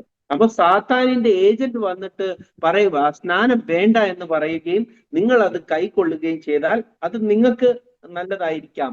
ഞങ്ങളുടെ ജോലി നോഹയുടെ മാതിരി അല്ലെങ്കിൽ മറ്റുള്ള പ്രവാചകന്റെ മാതിരി ന്യായവിധി വരുവാൻ പോകുന്നു. അന്ന് ന്യായം വിധിക്കുന്നത് ദൈവം തന്റെ അപ്പോസ്തോലന്മാരിൽ കൂടെ പുറപ്പെടുവിച്ച സുവിശേഷത്തിൽ കൂടെയാണ്. അതിന്റെ ആദ്യഘട്ടമാണ് സ്നാനം. സ്നാനത്തിൽ കൂടെ മാത്രമേ പരിശുദ്ധാത്മാവ് ലഭിക്കൂ. ആ ലഭിച്ച പരിശുദ്ധാത്മാവിൽ കൂടെ മാത്രമേ രക്ഷയിലേക്ക് നമുക്ക് കടക്കുവാൻ സാധിക്കൂ എന്നുള്ള കാര്യമാണ്. അപ്പം നമുക്ക് ഒരു ചോദ്യം കൂടെ എടുക്കാനുള്ള സമയം കൂടെ ഉള്ളൂ. അപ്പോൾ ആ ചോദ്യം ഞാൻ എടുത്തിട്ട് നമുക്ക് എന്തെങ്കിലും സമ്മറി പറയാനുണ്ടെങ്കിൽ നിർത്തി. ചോദ്യം ബ്രദർ സൈമണിനോടാണ് ചോദിക്കേണ്ടത്. ആക്ട്സ് 2 ഒരു സഭ ഉണ്ടായിട്ടില്ല എന്ന് സണ്ണി PZ2YI എന്നുള്ള ഒരു ഹാൻഡിലിൽ നിന്നും ഒരു സണ്ണി ബ്രദർ പറയുന്നു. അപ്പൊ അദ്ദേഹം പറയുന്നത് ആക്ട്സ് 2 ഒരു സഭ ഉണ്ടായിട്ടില്ല. അപ്പൊ സഭ തുടക്കം എവിടെയാണ്? സഭ അതിനു മുമ്പേ ഉണ്ടായിട്ടുണ്ടോ അതോ അത് കഴിഞ്ഞാണോ സഭ വന്നത്? എന്നാണ് സഭ വന്നത് എന്നുള്ള കാര്യമാണ് ചോദ്യം. Praise the Lord. അപ്പം അപ്പോസ്തല പ്രവൃത്തി 2 സഭ ഉണ്ടായിട്ടില്ലെന്നാണ് പറയുന്നത്, ഇല്ലയോ? അപ്പം ഇവിടെ നമ്മള് അപ്പോസ്തല പ്രവൃത്തി 2:36 മുതൽ വായിക്കുമ്പോൾ തന്നെ നമ്മൾ കാണുന്നതെന്ന് പറഞ്ഞാൽ, ആദ്യമേ ഈ സഭ എന്ന് പറഞ്ഞു കഴിഞ്ഞാൽ ഇവരെന്തോ ഉദ്ദേശിക്കുന്നതെന്നുള്ള കാര്യം, സഭ എന്ന് പറഞ്ഞാൽ ക്രിസ്തുവിന്റെ ശരീരമാണ്. അപ്പം സഭ ഞാൻ പറയാം, ആക്ട്സ് 2:46 പറയുന്നുള്ളൂ, അങ്ങനെ വിശ്വാസത്താൽ ചേർക്കപ്പെട്ടവരെ കർത്താവ് സഭയിൽ ചേർത്തുകൊണ്ടേയിരുന്നു. അവിടെ വളരെ വ്യക്തമായിട്ട് പറയുന്നുണ്ട്. അപ്പം അവിടെ സഭ തുടങ്ങിയിട്ടില്ല, അതല്ല സഭ എന്ന് പറയുമ്പോൾ അതിന്റെ അർത്ഥം എന്താണെന്നാണ് ചോദ്യം. അവിടെ സഭ തുടങ്ങിയിട്ടില്ലെന്ന് പറഞ്ഞാൽ ഇവിടെ എഴുതിയിട്ടുണ്ടല്ലോ ക്ലിയർ ആയിട്ട്. അങ്ങനെ എന്ന് പറഞ്ഞാൽ എങ്ങനെ എന്ന് പറഞ്ഞാൽ കർത്താവായ യേശു ക്രിസ്തുവിന്റെ നാമത്തിൽ സ്നാനപ്പെട്ടവരുടെ കാര്യമാണ് ഇവിടെ പറയുന്നത്. അങ്ങനെ സ്നാനപ്പെട്ടവരുടെ കാര്യമാണ് പറയുന്നത്. അവരെ കർത്താവ്, അത് വേറെ ആരുമല്ല എന്ന് പറഞ്ഞാൽ ഇവിടെ എഴുതിയിരിക്കുന്നതെന്ന് പറഞ്ഞാൽ കർത്താവാണ് സഭയിലോട്ട് ചേർത്തെന്നുള്ള കാര്യമാണ് നമ്മൾ ഇവിടെ കാണുന്നത്. അപ്പോസ്തല പ്രവർത്തിക്കാത്തത് വ്യക്തമായിട്ട് കാണുന്നുണ്ട്. ഓക്കെ, അപ്പം ഇത് അത് സഭയല്ലെന്ന് പറയുമ്പോഴത്തേക്ക് അപ്പം എനിക്ക് തോന്നുന്നത് ഒരു വേറെ സഭയിലോട്ടായി. ബെന്തിക്കോസ് സഭ എന്ന് പറഞ്ഞാൽ എന്റെ ഇതിൽ 18 18,000 അല്ല, മറ്റേ 1800 എന്നല്ലോ ഉണ്ടായിരിക്കുന്നത്, 1814 എങ്ങാണ്ടല്ലേ ഉണ്ടായിരിക്കുന്നത്. അപ്പം പെന്തക്കോസ്തിന്റെ നാമത്തിലൊരു സഭ 1800 ഉണ്ടായെന്നാണ് സഹോദരൻ പറയുന്നത്.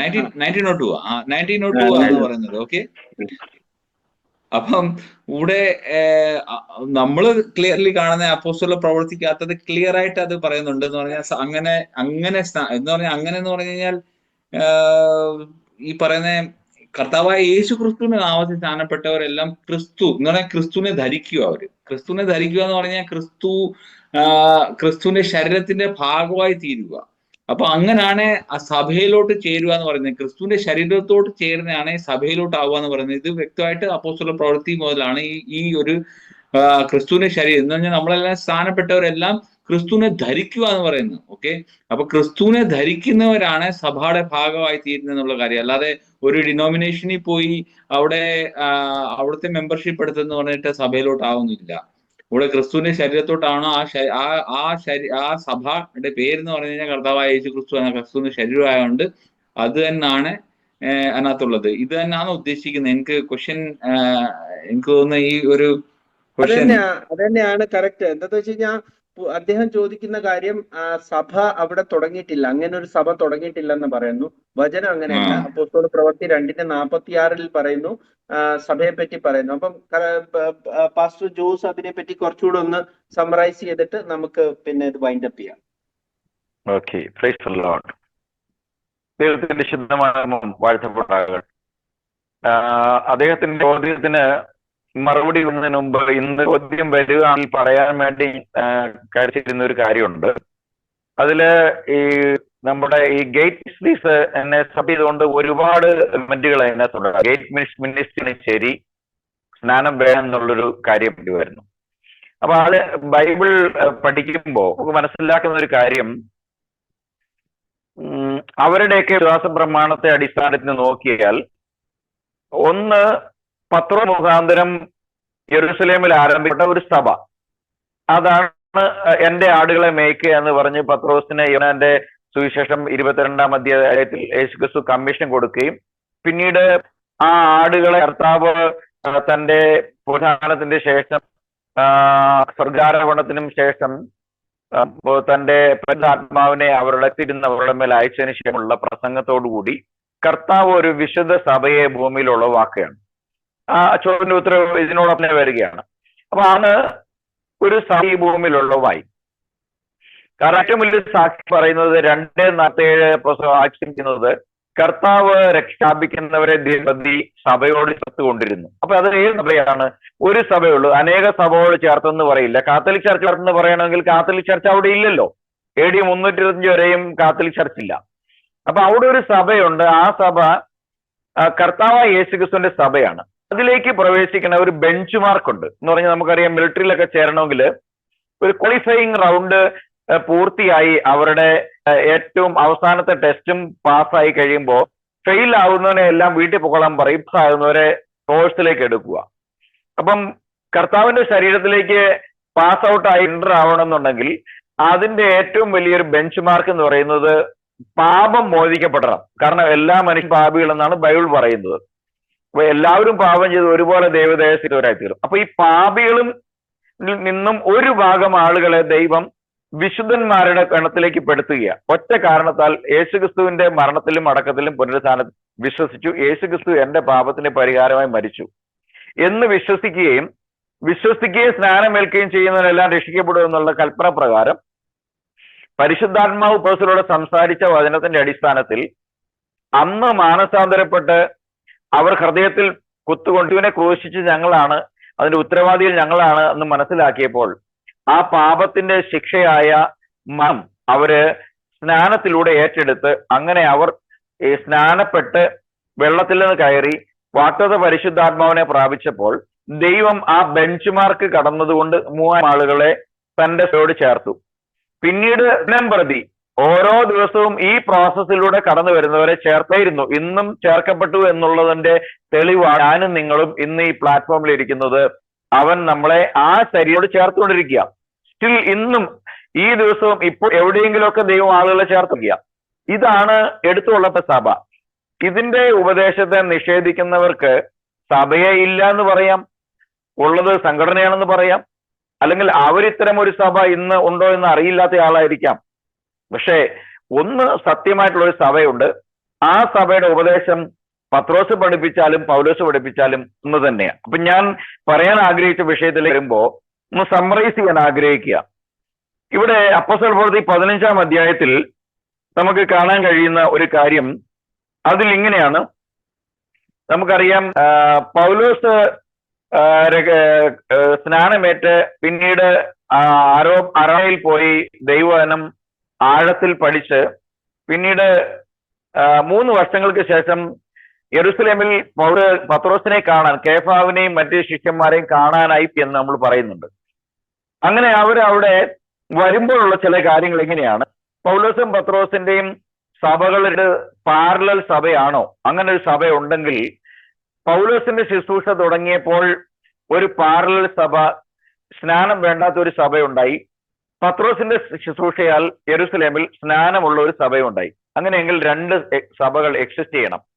ഒന്ന്, പത്രോസിനാൽ ആരംഭിക്കപ്പെട്ട യെരുസലേമിലെ ഫസ്റ്റ് സെർമണിൽ, പ്രസംഗത്തിൽ ആരംഭിക്കപ്പെട്ട സ്നാനം ഉള്ള ഒരു സഭയും, പിന്നീട് AD 37 ബാപ്റ്റിസം എടുത്ത് മാനസാന്തരപ്പെട്ട് വന്ന് പൗലോസ് പ്രസംഗിച്ചു തുടങ്ങിയ ഒരു സഭയും ഉണ്ടാകും. ഈ 2 സഭയുണ്ടെങ്കിൽ ഒരു ബൈബിളിനകത്ത് 2 ഉപദേശങ്ങൾ ഉണ്ടാവും. ഇവിടെ ഞാൻ പറയാൻ ആഗ്രഹിക്കുന്ന കാര്യം, ഇവിടെ 14-ാമത്തെ വാക്യത്തിൽ ദൈവം തന്റെ നാമത്തിനായി ജാതികളിൽ നിന്നൊരു ജനത്തെ എടുത്തുകൊള്ളുവാൻ ആദ്യമായിട്ട് കടാക്ഷിച്ചത് ശീമോൻ വിവരിച്ചു എന്ന് വെച്ചാൽ പത്രോസ് വിവരിച്ചു. ഇതിനോട് പ്രവാചകന്മാരുടെ വാക്യങ്ങളും ഒക്കുന്നു. എന്ന് വെച്ചാൽ പ്രവാചകന്മാരിലും എന്തുണ്ട്? ജാതികളിൽ നിന്നുള്ള രക്ഷയെക്കുറിച്ച് പ്രസ്താവിച്ചിട്ടുണ്ട്. അടുത്ത വാക്യം, അനന്തരം ഞാൻ ദാവീദിന്റെ വീണുപോയ കൂടാരത്തെ വീണ്ടും പണിയും, അതിന്റെ ശൂന്യശിഷ്ടങ്ങളെ വീണ്ടും പണിത് അതിനെ നിവർത്തും, മനുഷ്യരിൽ ശേഷിച്ചവരും എന്റെ നാമം വിളിച്ചിരിക്കുന്ന സകല ജാതികളും. അപ്പൊ ഈ ജാതികൾക്കും ഈ ദാവീദിന്റെ പിന്മുറക്കാരായി വരുന്ന യഹൂദന്മാർക്കും ഒരു സുവിശേഷമേ ഉള്ളൂ എന്ന് അവിടെയാണ് മനസ്സിലാക്കുക. സകല ജാതികളും കർത്താവിനെ അന്വേഷിക്കുമെന്ന് ഇത് പൂർവ്വകാലം മുതൽ അറിയിക്കുന്ന കർത്താവ് അരുളി ചെയ്യുന്നു എന്ന് എഴുതിയിരിക്കുന്നുവല്ലോ. ആകയാൽ ജാതികളിൽ നിന്ന് ദൈവത്തിങ്കിലേക്ക് ചെയ്യുന്നവരെ നാം അസഹ്യപ്പെടുത്താതെ അവർ വിഗ്രഹ മാലിന്യങ്ങൾ, പരസംഗം, ശ്വാസം മുട്ടിച്ചത്തത്, രക്തം എന്നിവ വർജിച്ചിരിപ്പാൻ നാം അവർക്ക് എഴുതണം എന്ന് ഞാൻ അഭിപ്രായപ്പെടുന്നു. മോശയുടെ ന്യായപ്രമാണം സബത്ത് തോറും പള്ളികളിൽ വായിച്ചു വരുന്നതിനാൽ പൂർവ്വകാലം മുതൽ പട്ടണം തോറും അത് പ്രസംഗിക്കുന്നവർ ഉണ്ടല്ലോ. അപ്പോൾ തങ്ങളിൽ ചില പുരുഷന്മാരെ തെരഞ്ഞെടുത്ത് പൗലോസിനോടും ബർന്നബാസിനോടും കൂടെ അന്ത്യോക്യയിലേക്ക് അയക്കണമെന്ന് അപ്പോസ്തലന്മാരും മൂപ്പന്മാരും സർവ്വസഭയും നിർണയിച്ചു. ഇവിടെ പൗലോസിന്റെയും ബർന്നബാസിന്റെയും അടുക്കിലേക്ക് യെരുസലേമിലെ അപ്പസ്തോല സംഘം അവരുടെ കൂട്ടത്തിലുള്ള ചില സഹോദരന്മാരെ പൗലോസിന്റെയും ബർന്നബാസിന്റെയും ശുശ്രൂഷയുടെ അയക്കണം എന്ന് വിചാരിക്കുക. അതെന്തിനാ? ചുമ്മാ മോണിറ്റർ ചെയ്യാൻ വേണ്ടിയാണോ? ഇവര് സ്നാനം പ്രസംഗിക്കുന്നുണ്ടോ, സ്നാനം പ്രസംഗിക്കുന്നില്ല എന്ന് അറിയാൻ വേണ്ടിയാണോ? അല്ല, സഹായത്തിന് അയക്കുക. അപ്പം ഇവർ രണ്ടുപേരും ഒരു ഉപദേശമാണ് പഠിപ്പിക്കുന്നതെന്നും മാത്രമല്ല, താഴോട്ട് വരുമ്പോൾ പത്രോസും ഈ യാക്കോബും ബർന്നബാസിനോടും പൗലോസിനോടും സീലാസിനോടും പൗലോസിന്റെ ശുശ്രൂഷയിലുള്ളവരോടും പറയുന്ന ഒരൊറ്റ കാര്യം മാത്രമേ ഉള്ളൂ. അതെന്താണ്? അവരോട് പറയുന്നത്, ജാതികളെ നിങ്ങൾ ബുദ്ധിമുട്ടിക്കരുത്, എന്ത് ചെയ്യരുത്, വിഗ്രഹാർപ്പിതം, രക്തം, ശ്വാസം മുട്ടിച്ചത്തത്, പരംഗം എന്നിവ വർദ്ധിക്കുന്ന ആവശ്യം എന്നല്ലാതെ അധികമായ ഭാരമൊന്നും നിങ്ങളുടെ മേൽ ചുമത്തരുത് എന്ന് പരിശുദ്ധാത്മാവിന് ഞങ്ങൾക്കും തോന്നിയിരിക്കുന്നു. ഇവ വർജിച്ച് സൂക്ഷിച്ചുകൊണ്ടാൽ ശുഭമായിരിക്കും. ഇവിടെ പത്രോസ് പറയുന്നില്ല ജാതികൾക്ക് സ്നാനം വേണ്ട എന്ന്.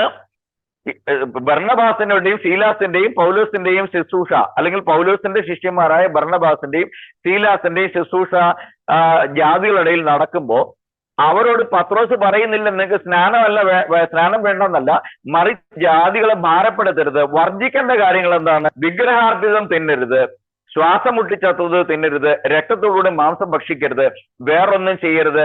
കാരണം ഇത് രണ്ടുപേരും 2 ഇടങ്ങളിലായി 2 ഇടത്ത് പ്രസംഗിക്കുന്ന കാര്യം ഒന്ന് തന്നെയാണ് എന്നുള്ളതിന്റെ തെളിവ് സൈമൺ ബ്രദർ സൂചിച്ചതുപോലെ ജാതീയ ശതാധിപനായ സെഞ്ചൂറിയനായ കൊർണേലിയസിന്റെ ഭവനക്കാരെ പൗലോസ് തന്നെ പോയി ജാതികളെ സ്നാനപ്പെടുത്തുകയും അവർ പരിശുദ്ധാത്മാവ് മുമ്പേ പ്രാപിക്കുകയും ചെയ്തത്. ഇപ്പൊ പരിശുദ്ധാത്മ സ്നാനമാണ് നിങ്ങൾ പറയുന്നെങ്കിൽ പരിശുദ്ധാത്മ സ്നാനം വന്നു കഴിഞ്ഞാൽ അവർ ഉടനെ തന്നെ പാപമോ സ്നാനം ഏറ്റില്ല എന്നുകൂടി ഇവിടെ സ്പഷ്ടമാണ്. ഒരു വാക്ക് വായിച്ചിട്ട് ഞാൻ ഈ രണ്ടു തരം വാദങ്ങൾ, സ്നാനം വേണ്ട പൗലോസിന്റെ വാദം സ്നാനം വേണ്ട എന്ന് പൗലോസ് പറഞ്ഞോ എന്നുള്ളത് കൂടെ തെളിയിക്കുന്ന നമുക്ക് ഗലാത്യ 1-ാം അധ്യായം അതിന്റെ 22-21 വാക്യങ്ങളിൽ വായിക്കാം. എന്നിട്ട് പൗലോസിനെ കുറിച്ച് പൗലോസ് തന്നെത്താൻ എന്താണ് പറയുന്നത് നോക്കാം. അവിടെ ഇങ്ങനെയാണ്, ഞാൻ പിന്നെ ഞാൻ തുറിയ കിലീക്കിയ ദിക്കുകളിലേക്ക് പോയി. യഹൂദിയയിലെ ക്രിസ്തു സഭക്കോ ഞാൻ മുഖപരിചയം ഇല്ലാത്തവനായിരുന്നു. അപ്പൊ പൗലോസ് സ്വന്തം കൈപ്പടയാൽ ഗലാത്യ സഭകൾക്ക് ലേഖനം എഴുതുമ്പോൾ പറയാണ്, എവിടെയെന്നാണ് യഹൂദന്മാരുടെ ഇടയിലുള്ള യഹൂദിയയിലുള്ള ക്രിസ്തു സഭകൾക്ക് എന്നെ മുഖപരിചയമില്ല, കാരണം ഞാൻ അവിടെ പോയിട്ടില്ല. എന്നാൽ അത് ക്രിസ്തു സഭയും ഇത് പൗലോസിന്റെ സഭയും ഡിവിഷനുണ്ടോ? പൗലോസ് പറയുന്നത് നിങ്ങൾ ക്രിസ്തു പ്രചരിക്കപ്പെട്ടോ? കേഫാവിന്റേതും പൗലോസിന്റേതെന്നും അപ്പൊല്ലോസിന്റേതെന്നും സഭ വേറെ വേറെ. ആരാണ് നിങ്ങൾക്ക് വേണ്ടി ക്രൂശിക്കുന്നത്? പൗലോസ് ക്രൂശിക്കപ്പെട്ടോ, അല്ലെ 10 ക്രൂശിക്കപ്പെട്ടോ, അല്ലെങ്കിൽ അപ്പൊല്ലോസ് ക്രൂശിക്കപ്പെട്ടോ? ക്രൂശിക്കപ്പെട്ടത് ക്രിസ്തു ആണെന്ന് പഠിക്കുന്നു. മാത്രമല്ല അടുത്ത വാക്യത്തിലുള്ള സ്പഷ്ട പറയാണ്, പൗലോസ് പറയുകയാണ്, മുമ്പ് എന്നെ ഉപദ്രവിച്ചവൻ താൻ മുമ്പ് മുടിച്ച വിശ്വാസത്തെ ഇപ്പോൾ പ്രസംഗിക്കുന്നു. ഒരിക്കൽ യേശുക്രിസ്തുവിന്റെ അനുയായികളുമായ വിശ്വാസിൽ ആയ അപ്പോസ്തലന്മാർ പ്രസംഗിച്ച അതേ വിശ്വാസം, അവരുടെ വിശ്വാസത്തിൽ ഈ സ്ഥാനമുണ്ട്, വിശുദ്ധാത്മാവുണ്ട്, ദൈവമുണ്ട്, വിശ്വാസമുണ്ട്, സഭയെ എന്താ സഭ എന്നുള്ള പഠിപ്പുണ്ട്. അപ്പം ആ വിശ്വാസത്തിനെതിരായി വാളെടുത്ത് അല്ലെങ്കിൽ ചെയ്യാനുള്ള കത്ത് നടന്ന ഞാൻ ഇപ്പോൾ അതേ വിശ്വാസം പ്രസംഗിക്കുന്നു എന്നോർത്ത് യെരൂശലേം സഭ അപ്പോസ്തലന്മാർ ദൈവത്തെ മഹത്വപ്പെടുത്തി എന്നാ പറയുന്നത്. ആമേൻ. അങ്ങനെയെങ്കിൽ ഈ 2 വാദങ്ങൾ ഉന്നയിക്കുന്ന സ്നാനം വേണ്ട എന്നറിഞ്ഞ് നരകയ്ക്ക് ചീട്ടെഴുതി കൊടുക്കും ഗേറ്റ് മിനിസ്ട്രീസ് അടക്കമുള്ള സ്ഥാന നിഷേധികൾ ഒരു കാര്യം ഓർക്കുക, നിങ്ങൾ ഉയർത്തിക്കാണുന്ന പൗലോസ് തന്നെ സ്വയം പറയുന്നു, ഞാൻ മുമ്പേ മുടിച്ച വിശ്വാസം തന്നെ ഞാൻ പ്രസംഗിക്കുന്നതായി സഹോദരമായ യെരൂശലേമിലെ സഭയിലെ അപ്പോസ്തലന്മാർ കർത്താവിൽ നിന്ന് നേരിട്ട് ഈ ശിശു ലഭിച്ച പത്രോസ് അടക്കമുള്ള ആള് എന്റെ സുവിശേഷത്തെ, ഞാൻ പ്രസംഗിക്കുന്ന സുവിശേഷത്തെ പറഞ്ഞു എന്നല്ല, അതോർത്ത് ദൈവത്തെ മഹത്വപ്പെടുത്തി. ആമേൻ. ദൈവത്തിന് മഹത്വം ഉണ്ടാകട്ടെ. Praise the Lord. Thank you pastor. അപ്പം വളരെ ക്ലിയർ ആയിട്ട് നമ്മൾ അവിടെ കണ്ടു. ഒന്ന് നമ്മൾ കാണേണ്ടത് ലൂക്കോസിന്റെ സുവിശേഷം 24 പറയുമ്പോൾ മാനസാന്തരവും പാപമോചനവും യെരൂശലേമിൽ മശിഹായുടെ നാമത്തിൽ തുടങ്ങുമെന്ന് കർത്താവ് അവിടെ പറയുന്നുണ്ട്. എന്നാൽ നിങ്ങൾ കടന്നു പോകരുത്. സുവിശേഷം എന്താണ്? സുവിശേഷം കർത്താവിന്റെ മരണം, അടക്കം, പുനരുത്ഥാനമാണ് എന്ന് 1 കൊരിന്ത്യർ 15:4 പറയുന്നു. സുവിശേഷം പൂർത്തീകരിക്കാതെ ഒരു സഭ തുടങ്ങും എന്നുള്ള കാര്യം നമുക്കറിയാം, അത് നടക്കത്തില്ല. സുവിശേഷം പൂർത്തീകരിക്കണം. അതായത് കർത്താവായ യേശു ക്രിസ്തു മരിക്കുകയും ഉയർത്തെഴുതുകയും ചെയ്യുന്നതിന് ശേഷമാണ് കർത്താവ് അവരുടെ അടുക്കെ വരികയും അവർ കർത്താവിൽ വിശ്വസിക്കുകയും പിന്നെ അവർക്ക് പരിശുദ്ധാത്മാവിന് വേണ്ടി യെരൂശലേമിൽ പാർത്ത് കാത്തിരിക്കണമെന്ന് പറയുന്നത്. അത് ചെയ്യാതെ ഒരിക്കലും സുവിശേഷത്തിന് വേണ്ടി കടന്നു പോകരുത് എന്ന് അവിടെ പറയുന്നുണ്ട്. പിന്നീട് ആണ് ലൂക്കോസ് തുടർന്ന് ആ ലേഖനത്തിൽ തന്നെ എഴുതുന്നതാണ്. അപ്പോസ്തല പ്രവൃത്തി 1 നമ്മൾ കാണുന്നത്, 1 മുതൽ നമ്മൾ കാണുന്നു, അവരുടെ മേൽ പരിശുദ്ധാത്മാവ് വരുന്നു, അവിടെ സഭയിലേക്ക് ചേർക്കുന്ന കാര്യം പറയുന്നു. അപ്പോൾ സഭ അന്ന് വരെ തുടങ്ങിയിട്ടില്ല, സഭ അന്ന് ചേർക്കപ്പെട്ടു, അന്ന് ചേർത്തോണ്ടേ ഇരിക്കുന്നു എന്ന് പറയുന്നു. അപ്പോൾ സഭ ഉണ്ടായത് അപ്പോസ്തല പ്രവൃത്തി 2 തന്നെയാണ്. അത് തുടർന്നാണ് കർത്താവ് വിശ്വാസത്താൽ ആ കൂട്ടരെ മറ്റുവരെയും ചേർത്തിട്ടുള്ളതെന്നുള്ള കാര്യം വളരെ വ്യക്തമായിട്ട് നമ്മൾ കാണുന്നു. ഈ കുറച്ച് ചോദ്യങ്ങൾ ഞങ്ങൾ എടുക്കുവാൻ ഇന്ന് ആഗ്രഹിച്ചു. ഇന്ന് സമയം ഓൾമോസ്റ്റ് 1 മണിക്കൂർ ആകുന്നു.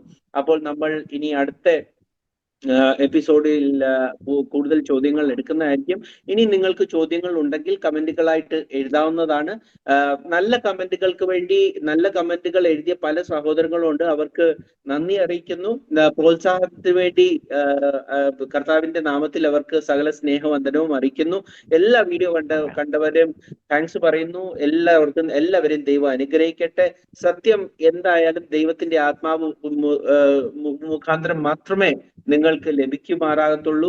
അതുകൊണ്ട് ഞങ്ങളുടെ ആ ഒരു ദൗത്യം, ഞങ്ങൾ സത്യം വിളിച്ചു പറയുക, അത് നിങ്ങൾക്ക് ദൈവം ആത്മാവാൽ തരുന്നു എങ്കിൽ നിങ്ങൾക്ക് അംഗീകരിക്കാം. വചനപ്രകാരം എന്തെങ്കിലും ഞങ്ങളിൽ തെറ്റുണ്ടെങ്കിൽ നിങ്ങൾക്ക് എപ്പോ വേണമെങ്കിലും ഞങ്ങൾ എടുത്തു കാണിക്കാം. ദൈവം ഏവരെയും അനുഗ്രഹിക്കട്ടെ. Thank you very much. Praise the Lord. Thank you.